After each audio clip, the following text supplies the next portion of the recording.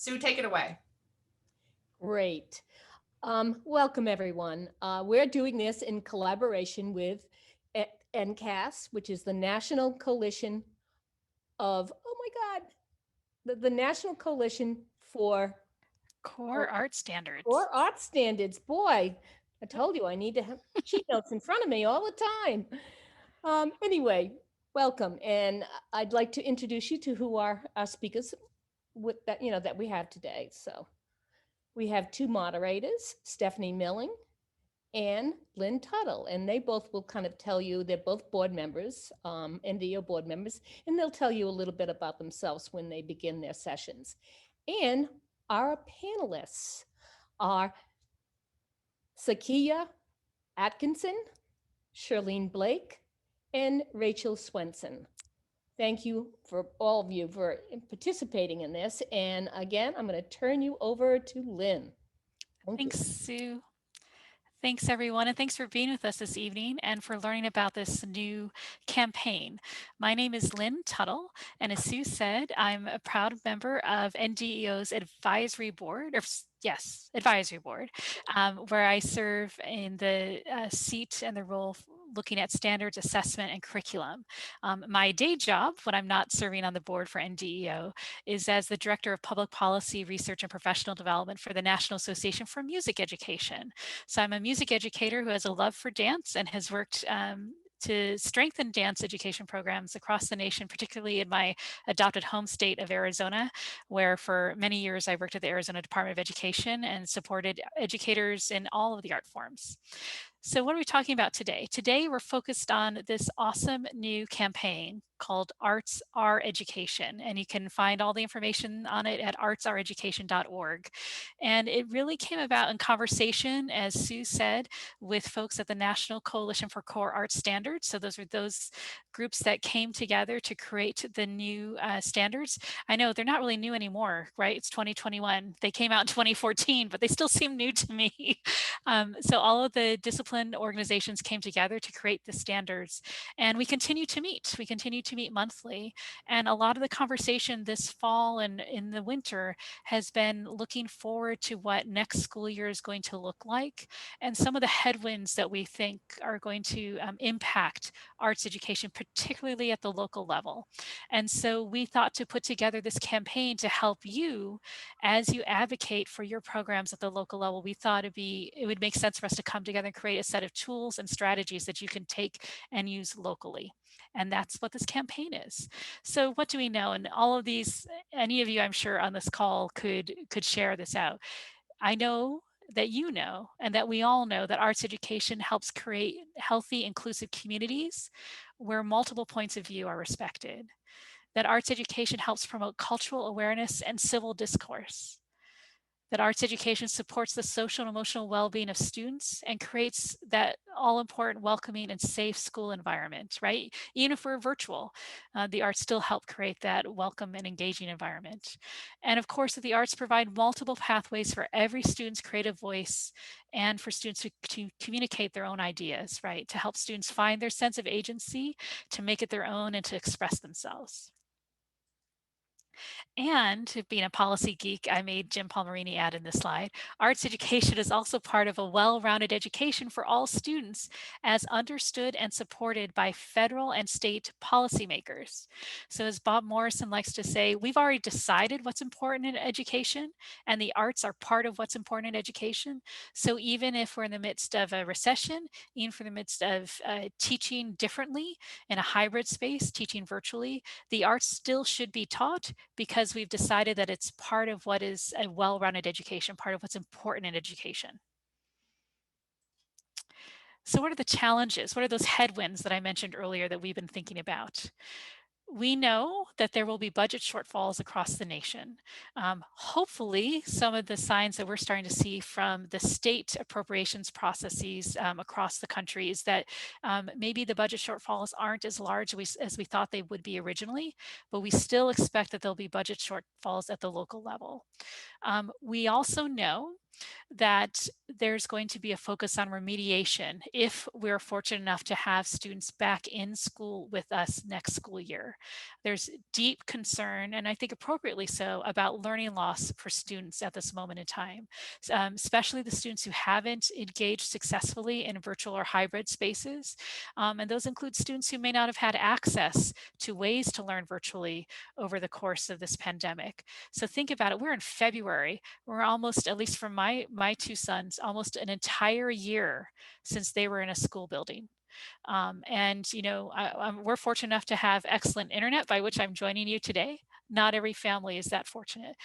So as we think about this focus on learning loss and remediation, I start to become concerned that that means that students will have less access and opportunity to join us in our arts classrooms, that students will be taken out of music, out of art, out of dance, out of theater, out of library, out of PE, in order to do remediation in reading and in math, because those are the tested subject areas that will step back up again as the accountability system comes back into play next school year.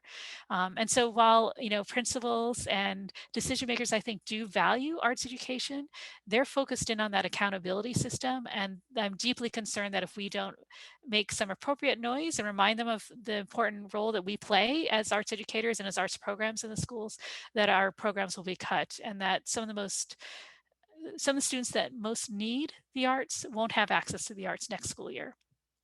And in addition, for those of us in the performing arts, there's going to be a need for additional personal protective equipment, especially in the fall as we come back into school. Whether those are masks that might work for you as you're dancing across the stage, or additional space in which to do dance, additional cleaning materials in between groups of dancers in your space. And as you see here, you know, a trumpet player, we're looking at different types of masks, bell covers, other special needs in the music classrooms as well. So there are going to be additional costs. We're going to be pressed for time and to keep ourselves in the schedule, and there are going to be budgetary constraints. All of those are some of the headwinds facing us going into next school year. So what does this Arts Our Education campaign do? Well, again, our core ask is that the arts remain central to well-rounded education and must be fully funded to support the well-being of all students and the entire school community. And so we're making two big asks here. The first is we're asking every school board in the nation to step forward and pass a board resolution saying that they will support funding for school-based arts ed programs next school year. And in addition, we're asking you as educators, as advocates, as parents, as community members, to step up and take a pledge and say you're going to do everything you can in your own local community to make the case to your school board, and to let them know that the arts are important. So there's a pledge and then a board resolution. And so our ask of you today is not only to take that pledge and to do the work in your local community, but to reach out to your colleagues, your parents, your students, your community members and colleagues, and ask them to become part of this campaign. So we're asking you to help, you know, spread the word and talk about the great things that go on in your dance classrooms, and in your arts programs in your schools, and to make the case that we want to make certain that those programs are vital and are revitalized as hopefully we come back together in person in school next school year. So the strategies, these town halls are helping get the word out. We hope that you'll share this information out. As Melissa said at the beginning, this will be recorded and be available for you to share out as well. So if you've got friends, colleagues who aren't with us tonight, please share it with them, and share the information with them, as well as the website. Reach out to the school districts with whom you work. In that opening poll, we know many of you are working in K-12 settings, but some of your teaching artists might be working across multiple schools, or you might be at work in the community. Reach out to the school districts with whom you work and ask them to pass that Arts Our Education resolution. And take that pledge, encourage others to participate. And we also have an additional piece where you can talk to your state representative, your state lawmakers, urging them to support arts education as they work on their budget work. And coming up next month, we're going to be organizing virtual arts education opportunities on Capitol Hill. So stay tuned, because we know it's going to be important that we get additional stimulus dollars from the federal level to help make up some of those budget deficits I was talking about earlier. So what are the campaign tools? And these all are on the website. So just artsoureducation.org. there's that school board resolution, right? And it's a bunch of whereas statements. Have you ever seen, those types of resolutions before? And then that final piece where they say that they're going to fully support arts education for next school year. So here's an example of that resolution. Whereas all students have the right to an arts education that includes dance, media arts, music, theater, and visual arts taught by certified arts educators in partnership with our community colleagues and partners. The pledge that I mentioned and that you can sign on to as an individual, or if you're with a community organization or um, a community school for dance, the organization can sign on as well, right? And the pledge states that the arts are part of a balanced education, providing America's learners with crucial skills and knowledge that they need to become productive college and career ready individuals. I mentioned also this state representative letter, and we're so fortunate to work with the NAB Foundation that stepped this up through this fabulous platform called GovPredict. And this template letter, you just follow through. It asks you where you live. It finds your state representatives and senators and assemblymen, or however they're called in your state, and it allows you to personalize a letter for them. So there's a template there that you can just send through as it is, but you can personalize it. You can talk about the importance of dance and arts education in your community and help make the case. And again, the state representatives aren't the final deciders of what gets scheduled in your school district and what gets funded, but they are the ones providing a whole chunk of the money that's going to make arts education possible. So we're asking them to fully fund public education at the state level because we know it will benefit arts education at the local level. And then we have additional tools where you can share this out with your colleagues in the arts education community. Just have to stop there because it's such a beautiful photo. Thank you, Sue and GEO for sharing these visuals. And a school board letter. So if you haven't connected with your school board before, you're asking a parent to do that for the first time, there's a templated letter that you can use that talks about why the arts are important in your community. Again, you can take it and personalize it for your own school and your own school district, and then invite them to sign this resolution. And again, the resolution is also a template. You can personalize it to the arts that are offered in your school district and draw out the amazing work that's going on locally.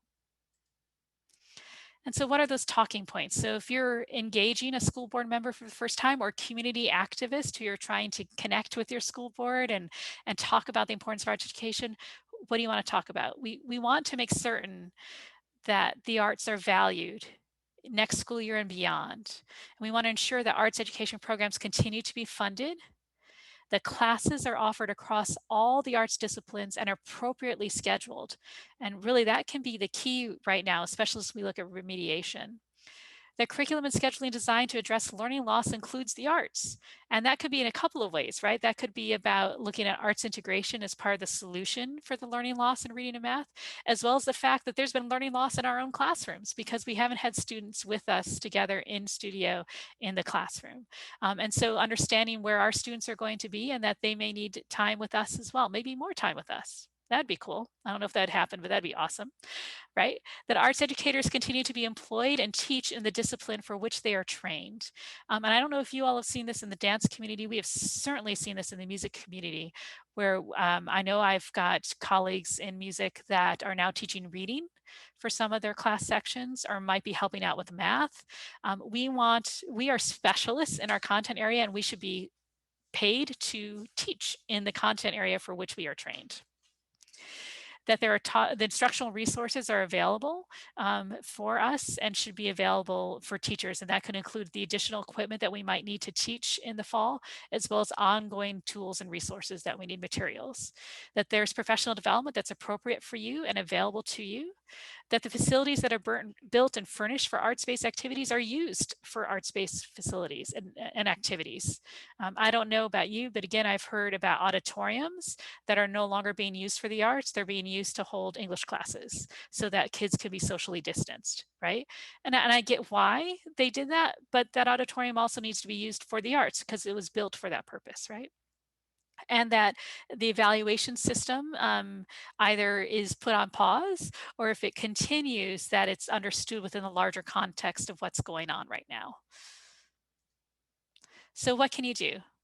become part of the campaign, right? Attend school board meetings. If you're not doing that, think about doing that, or think about getting advocates in your corner to start to attend the school board meetings. Start to listen to what your school board's considering, because they're making decisions right now for next school year, right? Most school boards are probably required to get a budget approved and up to the state for final approval anytime in the next 6 weeks. So this is the time to be at the table. This is the time to be listening. It's time to ask questions, right?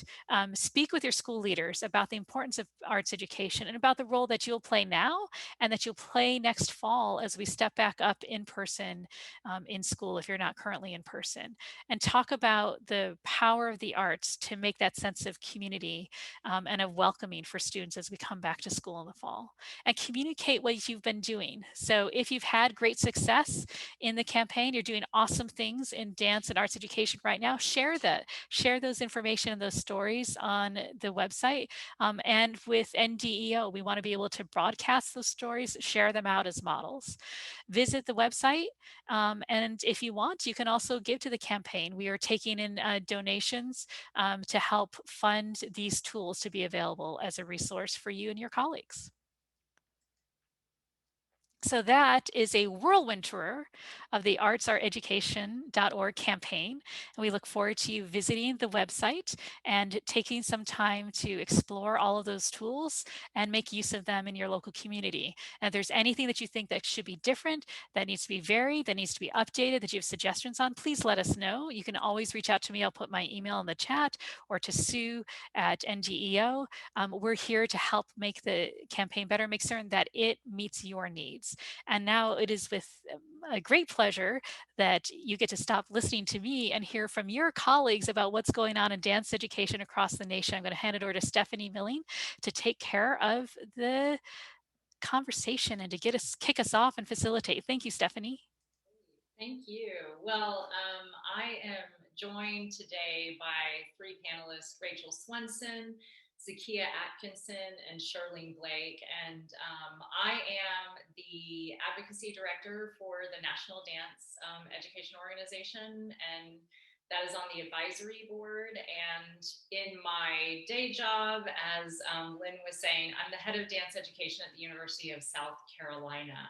So I'm so pleased to be joined by our panelists today, and I have some questions to ask them, and we will start. So my first question is, could any of you talk about some shining moments that you've witnessed during COVID that involve examples of delivery of high quality, standards-based dance education through the school year? So any of you can start. Rachel, I see you maybe you hit your unmute. Or I don't have to go first. I just hit unmute so I don't stumble later. Zakia and Shirlene can go. So the one thing I would say is that dance educators, the one thing that they are very good at is improvising. And so one of the things that I've witnessed in just talking to my colleagues is how they have engaged parents, at least with the young ones, and making sure that, I'm thinking about the one particular colleague in particular as it relates to working with kindergarten and the really young child, and being able to engage parents and being able to utilize the tools that are in the space to create movement and sound, and blending music and dance together. Like that's one of the big things that I've seen with the younger grades. In terms of some of the older grades, what I'm noticing is that dance educators are finding ways to, I'm in New York City, I think that's important that everybody knows that. I'm in New York City, in New York City public schools, and there's a lot of disparity. I just need to plug that in there before I give my next example. There's a lot of disparity about internet access, okay? And so educators have to find ways that students are being able to display their work, show their work that may not necessarily happen during the time the class is going on. And so what I find in terms of examples of really good work has to do with how educators are utilizing technology so that students are able to share, give, and then educators are able to assess students' work through different technological apps and tools and that sort of thing. I'll add to that, Charlene. I think the technology is something that's really shining, especially for dance education and education in general. But I've seen so many digital tools and such an increase in the use of technology in the classroom and the students, ability to use it, the teachers using different things. And also, I think it's just increasing the ways that the work is getting out. They're able to take these digital tools and they're able to share the work with parents. They're able to share the work through Google Classroom, through district websites. So I think the technology is a huge aspect. And I think it's something that when we're post-pandemic, hopefully very soon, that we can add to the best practices that we already have in dance education. Yeah, I would add to both of them. I've seen a deep reflective practice happening in dance educators on like prioritizing like what is really important and putting the students first, their social emotional well-being and the situation they're in. So I see these great dance educators still keeping standards in mind, but being flexible to these individual student situations and their school, and being so innovative and creative of how they're problem solving. And every time we meet and have these conversations, I learn something new, and then I share what I'm doing. And like Zakiya said, there's so many silver linings that this is helping our field that we will hold to, of being that just so digitally literate, but also prioritizing like what is really important about your curriculum and within the standards, that if you only have this amount of time, if you're doing hybrid in the studio, where are you going to put your time?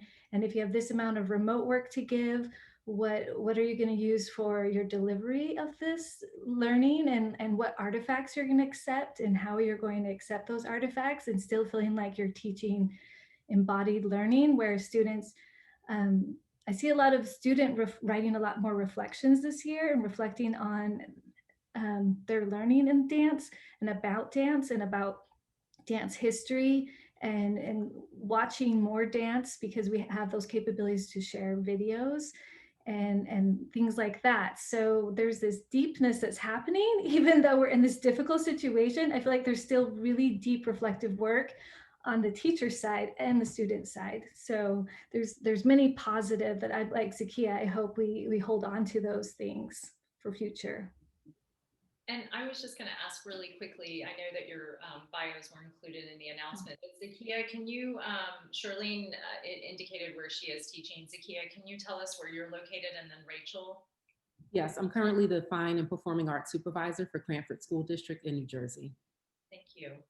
Great. And I'm Rachel Swinson at Idaho Fine Arts Academy. So it's a audition-based public arts school of choice, 6th through 12th grade.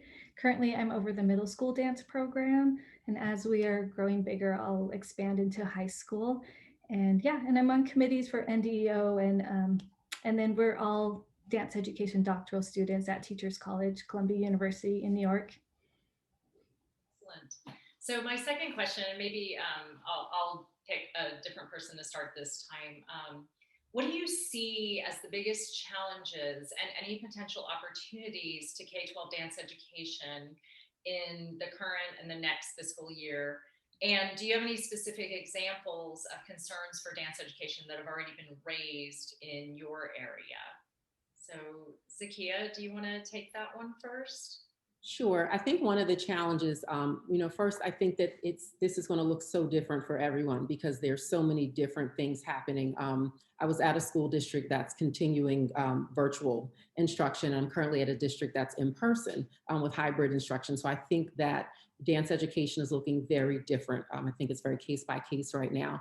And I think it's going to be important for dance educators to find those support systems that support where they're going to be in the fall or possibly next year. And also to know that the students are going to be transitioning back into, what they've known before as possibly normal. So I think it's going to be really important to support the students in that transition back into the classroom, and also to have school district support. And that's going to look very different. Again, it may be, an increase in space. It may be that PPE, and it may be an increase in budget. or it may be just sustaining budget. One of the things the district that I'm in has is an arts task force. And it's a collaborative of arts educators and also other stakeholders that have been working together since the springtime to advocate for what the needs are for dance education and other art forms. I think that's something that is helping to tackle the challenges. And I think that's something that may be useful for, different programs, schools, and districts. Rachel?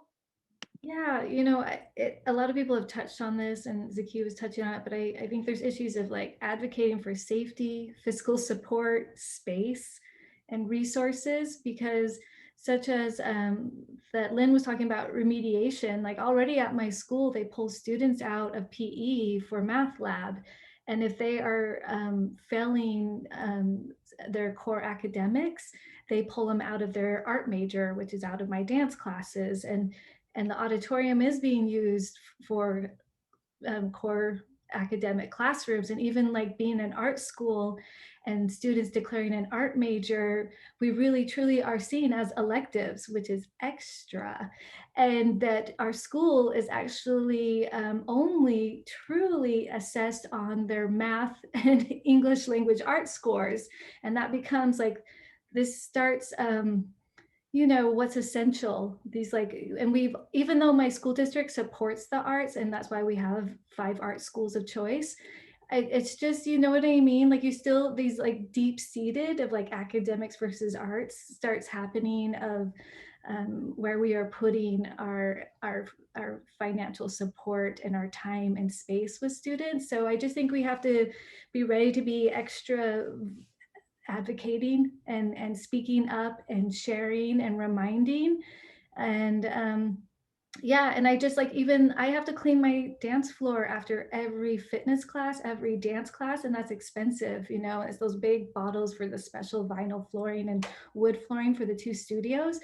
And I had to go into like talking about like, who's going to pay for this? I don't want to take this out of like our arts budget where we're raising money for production and guest artists and field trips. And so I think where we were already doing these battles in our schools, we just have a little more that we need to be even more advocating but in a really positive light of reminding, of what the arts bring. Like Lynn was great to go over that, the importance. And we all know these things, but we call it the elevator pitch. We've been all talking about this in our doctoral program, the elevator pitch of like why the arts are important or why dance education is important, and being prepared with that. Because I think we're going to be saying that speech over and over in these different areas where we're, keeping our programs.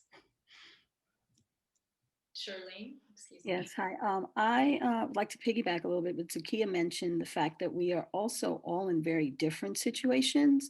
And I think that's something that's really, really important to stress and to remind ourselves and to support our colleagues across the board, because we are in different situations. And so how do we collaborate with other artists, dance artists, and other art forms as well, in terms of the varied situations that we're in? I think that's one of the biggest challenges. Lynn also mentioned a big challenge that dance teachers are actually being asked to teach other subject areas that are not their subject areas. That's a very big challenge. And so dance educators within that, so if I'm told that I have to teach the math class all of a sudden, because that has happened to some teachers, luckily not me, but how can you incorporate movement in some form or fashion in that class that you're being asked to teach that's not dance, right?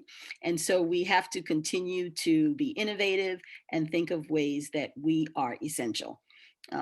I think that's the biggest thing. Many of the things have already been said. I mean, there's a big concern for space. And as much as we have made advances in technology, there is also still a big concern that the dance educators we're on the bottom of the list, right? So when you're trying to teach remote and hybrid simultaneously, that's a big challenge, right? And so in order to do that, you need the technology, and that costs. And so how do you make sure that you are in the conversation in New York, it has to be at your individual school level, with your administrators, to make sure that you're in that conversation when those times of budget is coming up. So that's what I would add. you for that. So my next question, we'll start with Rachel this time. How do you see this campaign positioned to help support dance education in your school, district, or your community and state? And what strategies will you try to implement to support these efforts? So, Yeah, no, thank you. I have been thinking about this even before tonight's event. I went online to Arts Art Education. I went to their Advocacy Toolkit, and I started. It is so fantastic to have these letters already written, the templates. So I just customized them, and I sent them out to fellow. I think we need to work as arts educators across all the disciplines of arts. You know, we talked about this at the state affiliate meeting this last weekend about there is you know, power in numbers, and we can help each other. And so, because when you start to just like, you know, hold on to your own program and for your own, like Shirlene said, we need to like work together with other arts, and also go beyond and get out of our comfort zone. And I sent it on our school board letter. I CC'd my principal, so he knows I sent this. And I didn't see the state representative. I wrote a note. I'd like to do that.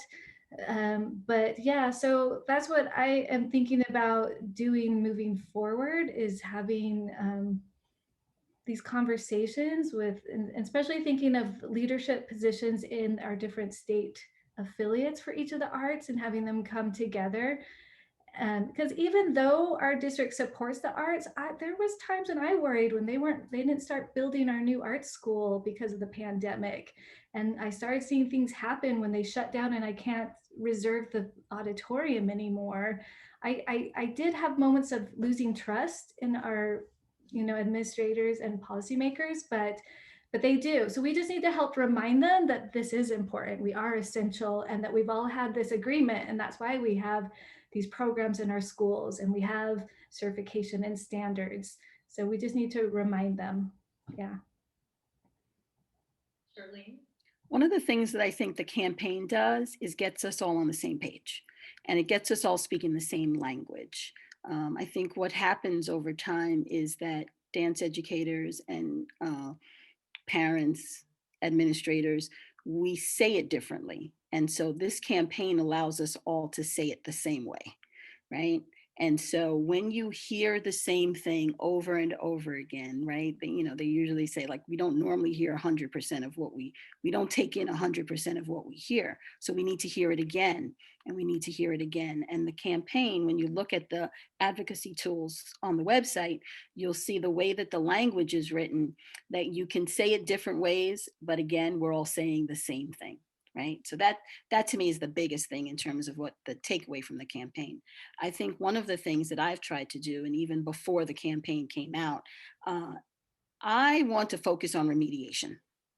So that's a big thing for me personally. Literacy is important to me. And so I think that there are ways, as you develop your curriculum, as you develop units, as you develop lessons, that you need to engage with those math and science teachers. You need to engage with those English teachers. What are you teaching? Why are you teaching it? And then you need to design your curriculum and your lessons and your units to fall right in line with that. And you need to make sure that your administrator knows that that's what you're doing, and that you're creating those tools that are working in your classroom. So my administrator recently sent out a poll to all the students, and she wanted to know, do you have an advocate teacher in our school? And then she wanted to know who it was. And of course, student after student after student puts down the arts teachers, right? And so it is important that if students also can connect to us, that we can connect back to them in a way that we are essential to their remediation, right? So the work that we're doing in the classroom, embodied in terms of whether it's embodied, whether it's looking at video, the conversations, the discussions that are happening in the classroom, it's all of those things that's going to help with remediation. So for me, that's what I'm doing, and making sure that my principal sees me, hears me, and also making sure that parents and students, so the campaign's not just about us, right? The campaign's about them. And so I've already shown them all, I've shown them the website. I'm like, you may be a kid, but guess what? You need to be talking this language also. So that would be my other thing that I would do. Thank you. That's so great. And I actually teaching in higher ed, my students who are emerging dance educators, that it's been shared with them as well. And so I think that's a great point. Thank you for that. And Zakia? I agree with Charlene. I think that the campaign really provides unity, a framework for unity. And it's also exciting for me as someone who's overseeing all of the art forms that there is a focus on each art form. So again, there's that unity that everyone is advocating and everyone is able to support and use the same language. And I see this in my district being partnered and paired with what we're already doing as far as advocating and sharing work and sharing performances, and just sharing, using the information from our task force and our parent organizations, using this, pairing this with those advocacy steps that we're taking. So again, that there's this concerted language of what's happening and that we have this support and that everyone understands what each person is doing, what each art form is doing, and again, what is needed in order to continue to sustain what's already happening. Mhm. Can I piggyback on something that Zakia said? We had a conversation, the three of us, last week about the campaign. And we also talked about the importance of, like, I noticed on the Advocacy Toolkit, there's not a parent letter. Like, if you could like take the template Dear Educator and change it to Dear Parent, because our parents, I mean, I have 4 kids, I'm in school full-time, teaching full-time. It's a lot, and our parents aren't aware of the great things that are happening in the arts during this hard time. And students, I have teenagers, they don't always talk to their parents about every little detail of the amazing things happening. But so just like you said, like sharing the work, Zakia said, with our parents, and then also sharing this advocacy with our parents. We think parents are on the same plane, but I had a parent say too, like, I don't understand how you can do dance virtually, even though I'd been doing it, I thought, successfully the last few months. And so I'm like, oh, she's not aware of what we're doing. And so just like being transparent about that, even though I feel like these digital platforms make us very transparent to, our administrators and our parents, but their parents are very busy, and like we all are. And so just like touching base, and if we can like advocate to the parents too, to support arts being essential. And it looks like the campaign committee is actually working on a parent letter. I see that in the comments right now. And but I think that's a great point, is that like thinking about like what all of, there are so many stakeholders, and we have to remember that in all of our advocacy efforts. And so taking the tools that are there and being able to utilize them for different audiences. So I have one last question, and you'll have to excuse me. I can't remember who I began with last time. So, but the question, Charlene. Okay, great. So then I think I'm back at Zakia now. The way that everybody's arranged on my screen. Thank you, Rachel. If you had a message to share with individuals in your district or your state about the importance of dance education at this time, what would it be, Zakia? Dance education and the dance classes are crucial. It's just what the students need. It's a safe and guided place for them to move, create, explore, express, connect with others, and collaborate. And they need this as they continue these transitions and as society continues to deal with the pandemic and as changes are being made in school and as hopefully we're returning to some type of normalcy. It's definitely necessary, and it is a space that I think supports everything else. Thank you. Rachel? Yeah, I'm finishing up my visual arts teaching certification this semester, and I've taught visual arts and dance and theater in public schools.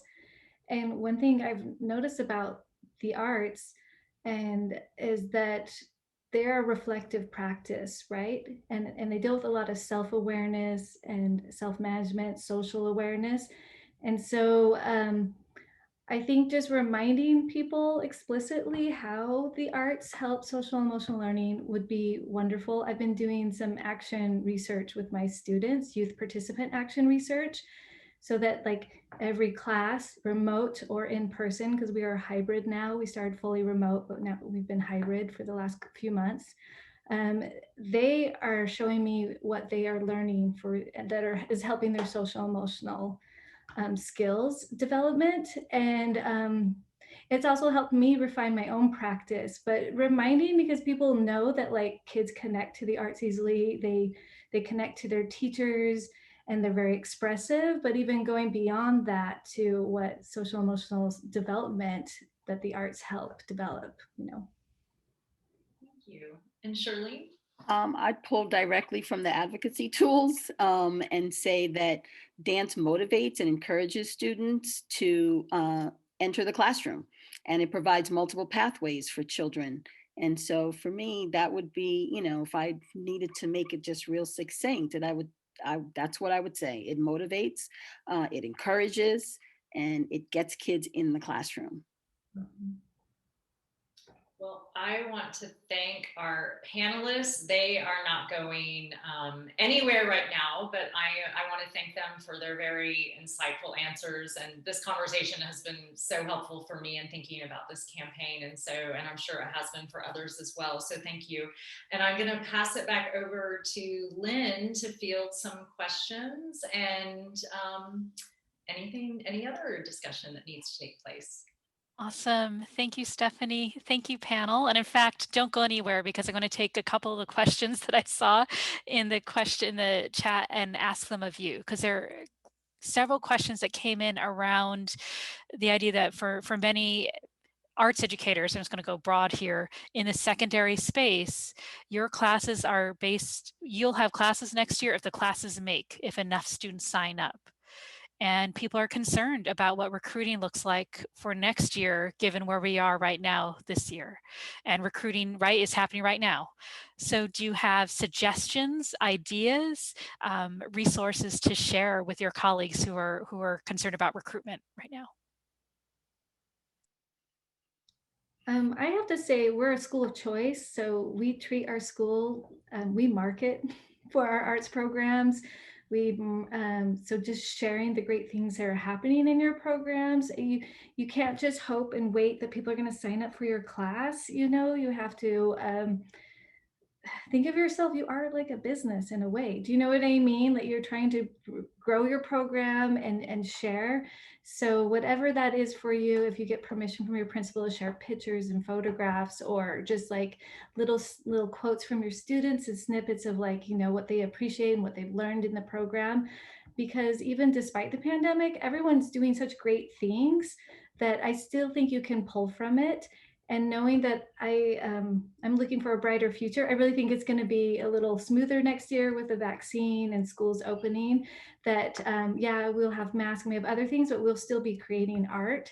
And so yeah, I think just, I don't know if that is helpful. We were concerned because we have auditions right now, and to be honest, I was surprised that our numbers have not gone down. I was Awesome. worried. That's great. I'd like to add to that. I do know that programs are seeing a decline. Some programs and classes are seeing a decline.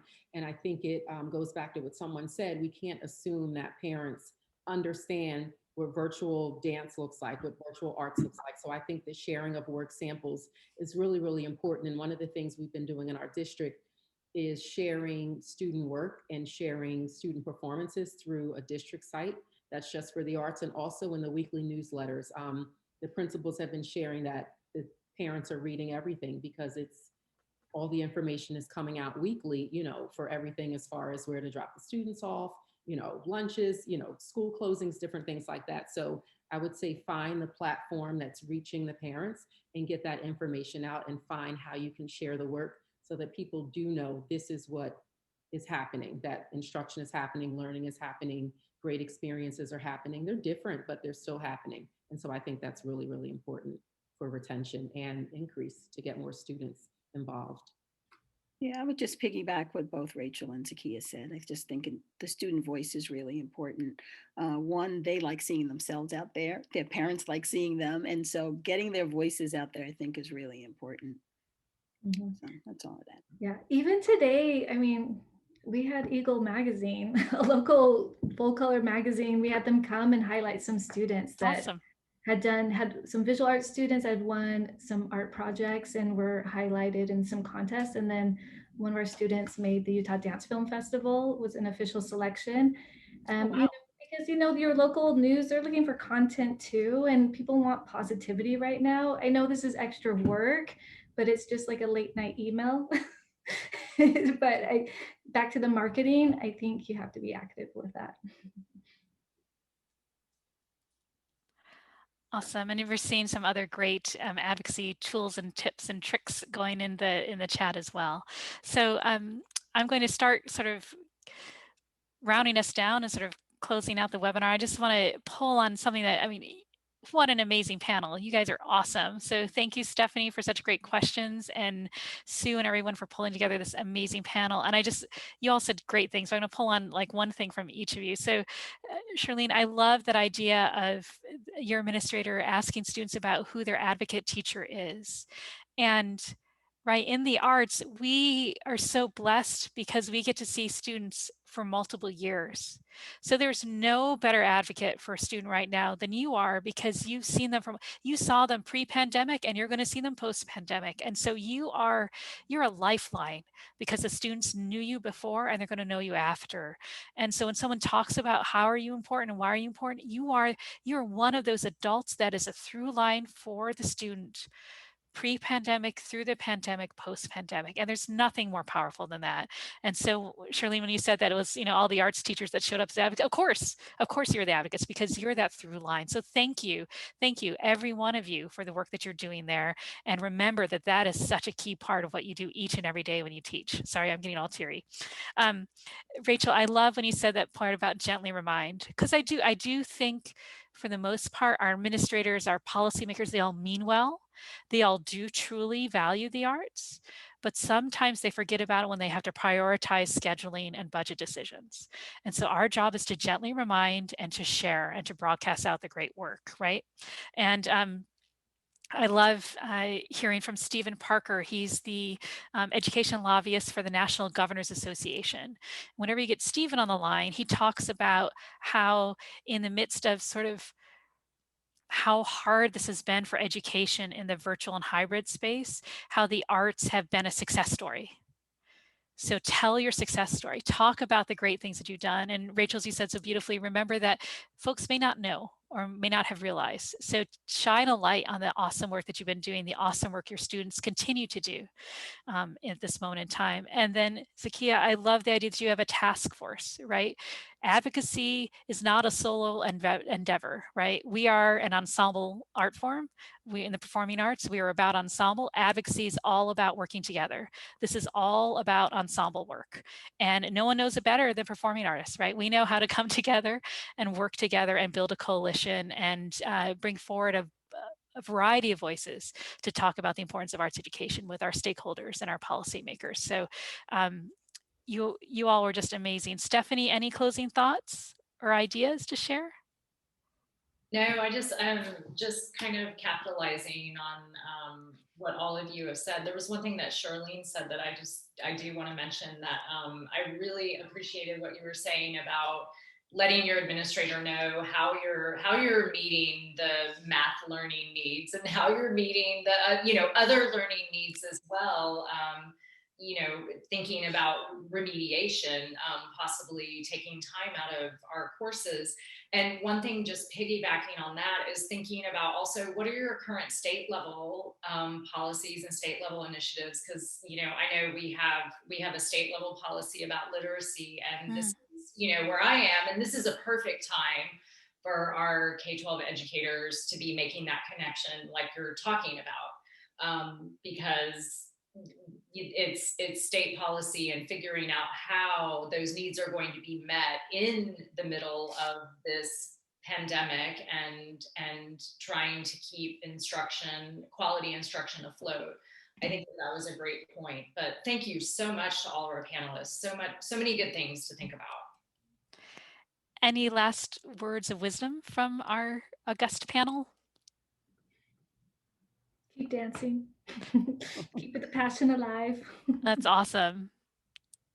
Sue, any final closing thoughts, Vidya? This was wonderful. I really appreciate everyone's work on this. Great advice. Again, go to the NDO website. There's a lot of information on that will be helpful to you. We will be sending you the recording and the chat, because there's a lot of great information. Excellent ideas in the chat. Yes. So again, thank you all for being here. We really appreciate it. Thank you all. Thanks for being part of the Arts Our Education campaign, advocacy work, and share your stories, share your successes, help us get the word out about the awesome things that you and your students are doing in dance and in the arts. So thank you all for your time today. Thank you. Yep. Bye-bye.